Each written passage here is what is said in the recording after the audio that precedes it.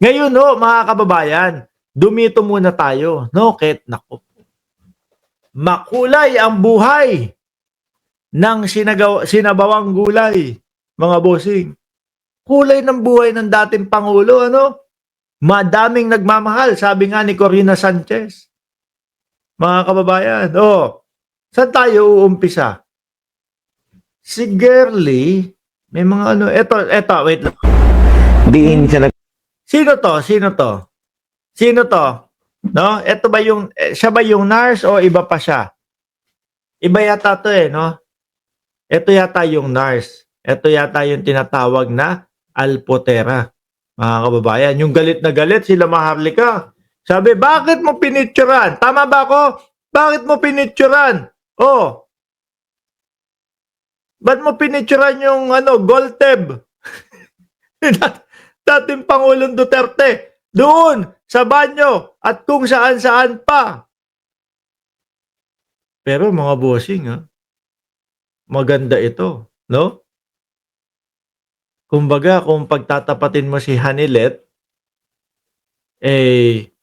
tapos mas bata pa ito. Naku, talagang magseselo si Hanilet, ano? Talagang tataas ang kilay nung si Kitty Duterte. Biruin mo ba naman, tingnan mo nga. Sige, pakinggan ho natin dahil lumaha nga ho ito kay dating Pangulong Duterte. for you. Diin siya nagpakita ng genius siya. Sa mga decision making Ayan, genius. Tama ba? Nagpakita na genius si dating Pangulong Duterte sa mga decision making.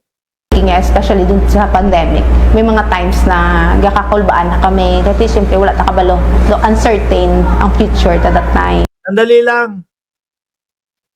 Parang ang mamamayan sumisigaw na, tanggalin na si Duque. Nung panahon ho ng pandemya, walang naitutulong si Duque. No? May mga nakita, may mga kung ano-anong mga naging issue kay Duque. Scholar daw siya ni Digong dati. Tapos ito pandemic, mga kababayan. Dami naging problema. Biruin nyo ho mga bossing. Kung di ako nagkakamali, nagpahinga kami dyan sa Pilipinas Taong 2020, siguro mga ganun. Isang taon kami nagpahinga dyan during pandemic. Mga kababayan. Bumalik kami, kung hindi ako nagkakamali, mga 2021 something, middle ng 2021. Umalis kami ng Pilipinas, pag-uwi namin dito sa kinaroroonan namin, wala na hong mask, wala nang kahit ano. Lahat ang tao nasa kalsada na, balik na sa umpisa na ulit. Kumbaga, ayos na ho. Nung panahon ng dating Pangulong Duterte, siguro isang taon pa bago matanggal ho yung mask, mga kababayan, sa Pilipinas. Paano naging magaling at naging genius yun? Di po ba? Huling-huli ang Pilipinas, mga kababayan. Kami dito, pagdating namin dito, parang nakahinga na kami. Wala nang mask. Oy! Parang kami nakamas pa dahil nga galing kaming Pilipinas. Nakamas pa. Uy, wala. Pag may nakakasalubong kami, uy, wala na akong COVID. Wala na COVID dito. kami na nahiya Samantalang yung panahon, nung pandemic, sa panunungkulan ni dating Pangulong Duterte, isang taon, ang haba. Wala na kaming mask dito. Diyan, meron pa din. Paano naman naging genius yun? Hindi man lang nakasabay? Di po ba? Miski sa Estados Unidos, wala na. Miski sa ibang lugar, wala na. Dumaan kami ng Hong Kong, wala na. Wala nang pamasmas nun. Sa Pilipinas, isang taon pa. Bago matanggalan ng mask ng tuluyan sa panahon na yata ni Pangulong Bongbong Marcos. Dahil nung pagpunta namin dito, mga boss, 2022. Kasi mag-e-election yun Bakit yung mga nangangabit itokhang gaya ni Digong? Pero sakita ko gid kung paano niya na ubrabla nga nakalumpuwas tatanan. Although people... Para sa akin failed yun, mga kababayan, pagkahaba-haba. Sabi ko nga sa inyo, mga bossing, no? Sa ibang mga bansa, nag-uumpisa na. Sa Pilipinas, patindi pa ng patindi. padiin pa ng padiin. Naka-face shield pa kami, Boss Mark. Kasi sa Parmali. O, di ba? Dito, pagkarating namin, nagbabasketball na eh. Kalain nyo yun, mga bossing. Tapos, paano nila sasabihin na ganun? Tapos, yung Duque, sabi ng mamamayang Pilipino, sibakin mo na yan si Duque, sibakin mo na. Ay, hindi, ayaw. Hindi daw. Tuloy-tuloy lang si Duque, di ba? Tamura, kabayan ko, kapatid ko. Sino pa nandiyan mga bagong pasok? Si James Guillen at si End Time Rapture Repen. Oh. At si Jess at Jazz Monet. Tuloy. Don't see that. Actually, kiti, well, behind closed doors na imo, kamuya up close and Oh, yan. Isa yan. Yan, ito yung sinasabing Alpotera. Tama ho ba ako ni Maharlika? Ginahasan ni Digong ang Pilipinas, sabi ni Sir Eseng Mariano. Ito naman, iba naman ito. No, naasikaso sa Iba naman ito. No? Sabi dito, ano pangalan? Ito yung girly. Balaba. May isa akong video na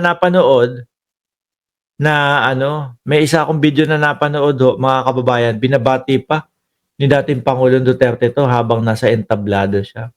Hindi naman daw siya kabit dahil pareho naman silang single. Oh, sandali. Oh, sige nga. Pakinggan muna natin. gi-file, no, naasikaso sa VAUSI. So, naasya ka ng physical ba or psychological or economic abuse? Whatever manggaling kung sa relasyon ninyo ni President or connection ni former President, but you are both single. Yes, oo. Single ko, single si Presidente. So, Walay kabit na issue. walay ka. Wait lang. Walang kabit daw. Wait lang. Single siya. Single si Presidente. Wait lang. Alam natin, hindi kasal si Hanilet at si dating Pangulong Duterte. Pero hindi mo kumbaga tayo, mga kababayan, hindi lang naman po kasal ang pinagbabasihan natin eh. Di ba? Para masabing single. Sa Pilipinas, sa Pilipinas. Ay, hindi, may boyfriend na yan, may girlfriend na yan. Di ba? Kapag ka sinabi, single pa ba yun? Uy, single pa ba yung si ganito? Hindi na eh, may girlfriend na yun. May boyfriend na yun. Di ba ganon?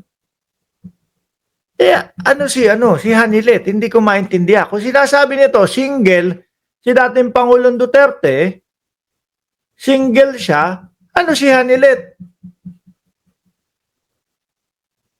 Di ba?